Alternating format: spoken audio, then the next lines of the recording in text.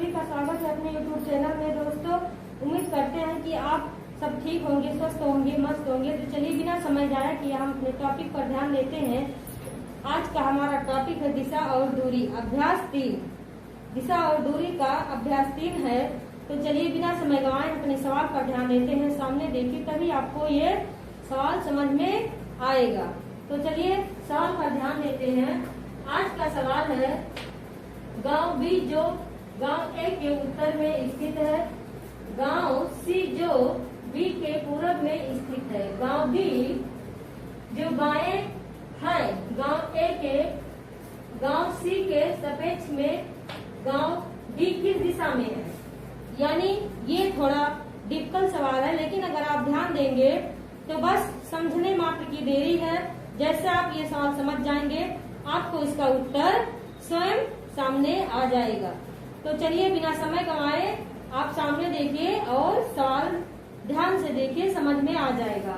तो सबसे पहले हम अपनी 4 दिशाएं बनाते हैं, उत्तर, पूरब, दक्षिण और पश्चिम। लेकिन यहाँ 4 दिशाएं से काम नहीं चलेगी, हमें 8 दिशाएं बनानी पड़ेगी। ये हमारी 8 दिशाएं हो गई।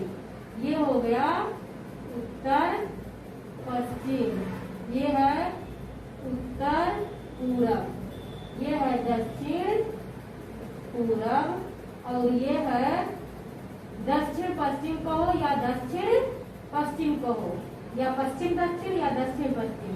तो ये है दक्षिण पश्चिम। ये हमारी 8 दिशाएं हैं।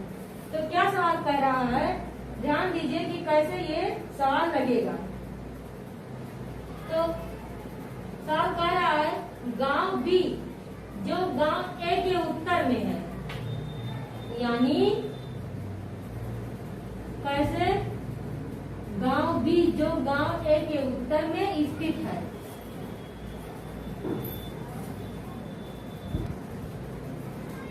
तो बिना समय गंवाए ध्यान देते हैं कि कैसे सवाल हल होगा। सामने देखिए, तभी आपको भी क्वेश्चन और सवाल दोनों समझ में आएगा, और पढ़ाने वाला भी।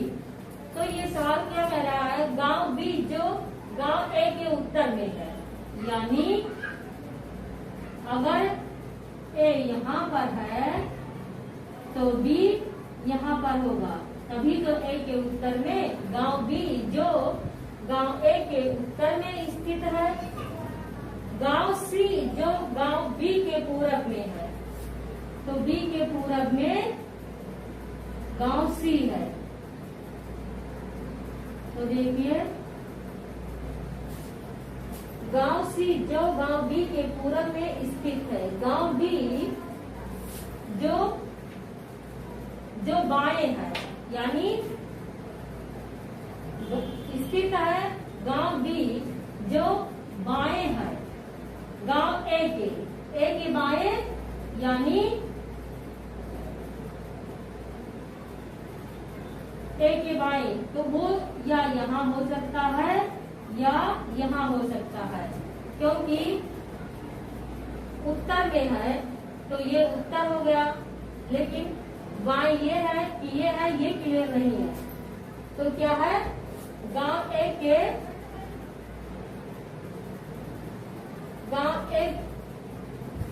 गांव डी जो बाएं है गांव ए के,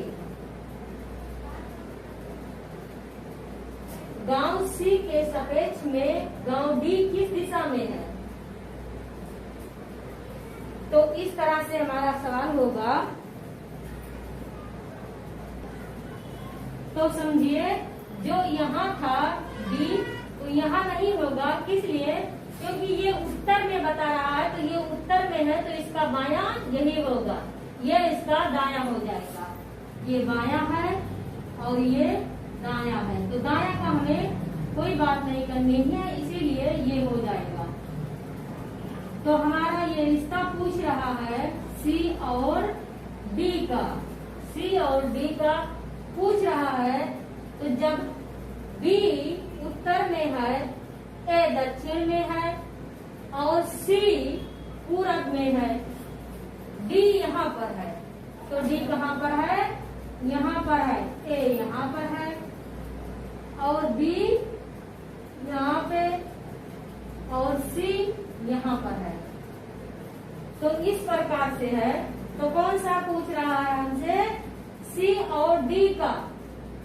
तो ये पूछ रहा है सी के सापेक्ष में डी किस दिशा में है, तो सी की अपेक्षा डी किस दिशा में है, दक्षिण पश्चिम में, दक्षिण पश्चिम। तो हमारा ऑप्शन देखते हैं। देखिए कि बस कुछ ही सेकंड में ये सवाल हल हो गया है। तो सामने देखिए और उसका उत्तर का जवाब दीजिए। देखिए कौन सा ऑप्शन सही है। तो हमारा पहला ऑप्शन है पश्चिम, दूसरा है दक्षिण पश्चिम, चौथा है दक्षिण और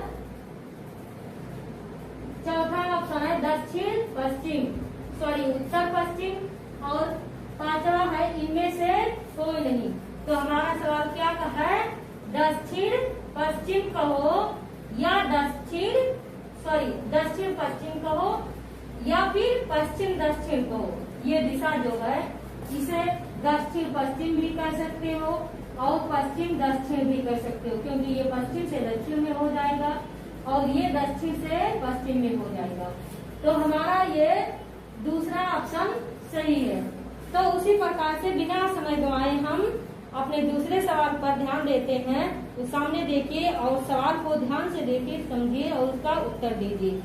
तो हमारा दूसरा सवाल कह रहा है P के अपेक्षा P के दक्षिण पश्चिम में Q है, Q के पूरब में और P के दक्षिण पूरब में R है। Q और P की सीध में लेकिन R के उत्तर में S है। बताइए कि P के किस दिशा में S स्थित है। तो ये सवाल ध्यान दीजिए तभी आपको समझ में आएगा। तो सबसे पहले इसे समझने के लिए हमें 8 दिशाएं बनानी होगी, जिसके लिए आपको सामने देखना होगा, तभी आपको ये सवाल समझ में आएगा। तो ये सवाल है, पहले आप दिशाएं बनाते हैं। ये 8 दिशाएं हो गए, ये उत्तर दक्षिण पश्चिम और पूरब। ये है उत्तर पूरब, ये है दक्षिण पूरब और ये है दक्षिण पश्चिम, ये है उत्तर पश्चिम। ये हमारी 8 दिशाएं हैं। तो इसमें सबसे पहले क्या सवाल कह रहा है उसे हम ध्यान देते हैं। तो देखना ये है कि हम बिना समय गंवाए सवाल पर ध्यान देते हैं, टॉपिक पर ध्यान देते हैं। तो सामने देखिए और सवाल को हल कीजिए। तो क्या कह रहा है, P के दक्षिण पश्चिम में Q है, यानी अगर P यहाँ है तो उसके दक्षिण पश्चिम में, दक्षिण पश्चिम कहाँ होगा, दक्षिण पश्चिम यहाँ नीचे, P के दक्षिण पश्चिम में Q है, तो Q यहाँ कहीं होगा।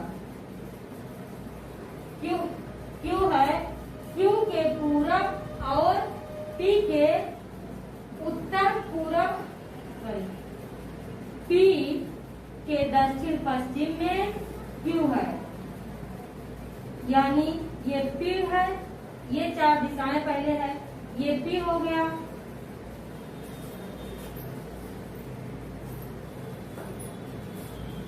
ये P है और ये Q इसके दक्षिण पश्चिम में हो गया, दक्षिण और पश्चिम Q हो गया। Q के पूरब और P के दक्षिण पूरब में R है, दक्षिण पूरब में R है, तो R कहाँ होगा, सीधे ये लकीर इस तरह बनेगा और R यहाँ होगा, R यहाँ एक लकीर इस टाइप बनेगी। तो ये Q हो गया दक्षिण पश्चिम में, ये इसके दक्षिण पश्चिम में Q हो गया, दक्षिण पश्चिम दक्षिण पूरब में Q है। तो देखिए दक्षिण पूरब में Q हो गया, R हो गया। Q और P की सीध में के उत्तर में एस होगा।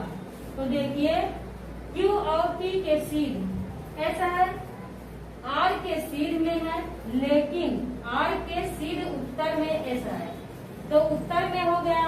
बताइए कि पी के किस दिशा में एस स्थित है।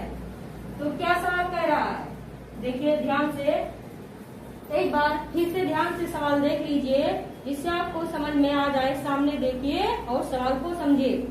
सवाल क्या कह रहा है, पी के दक्षिण पश्चिम में क्यू है। तो दक्षिण पश्चिम में क्यू हो गया। क्यू के पूरब और पी के दक्षिण पूरब में आर है। तो देखिए क्यू के पूरब और पी के दक्षिण पूरब में आर है। क्यू और पी की सीध में, लेकिन आर के उत्तर में एस है। तो देखिए क्यू और पी की सीध में, आर के उत्तर में एस है। बताइए कि पी के किस दिशा में एस स्थित है। क्या कह रहा है, पी के किस दिशा में एस स्थित है। तो देखिए ये पश्चिम है, ये पूरब, ये उत्तर और ये दक्षिण। तो अगर P यहाँ है तो ये तिरछा पूछ रहा है, तो किस में है, उत्तर पूरब। तो हमारा पहला ऑप्शन है पूरब, दूसरा है उत्तर पूरब, तीसरा है उत्तर, चौथा है दक्षिण पश्चिम और पांचवा है इनमें से कोई नहीं। तो हमें इनमें से कोई नहीं देखना है, हमें देखना ये है उत्तर पूरब। ये हमारा दूसरा ऑप्शन है। तो दूसरा ऑप्शन हमारा सही है, उत्तर पूरब। पी के उत्तर पूरब में एस स्थित है। तो दोस्तों आज का हमारा टॉपिक यही समाप्त होता है। अगर आपको वीडियो पसंद आई है तो प्लीज लाइक, शेयर और सब्सक्राइब कीजिए, ज्यादा से ज्यादा शेयर कीजिए। हमारे साथ बने रहने के लिए धन्यवाद। अगले दिन मैं एक नए टॉपिक के साथ आपके सामने आऊंगी। तब तक के लिए जय हिंद, जय भारत।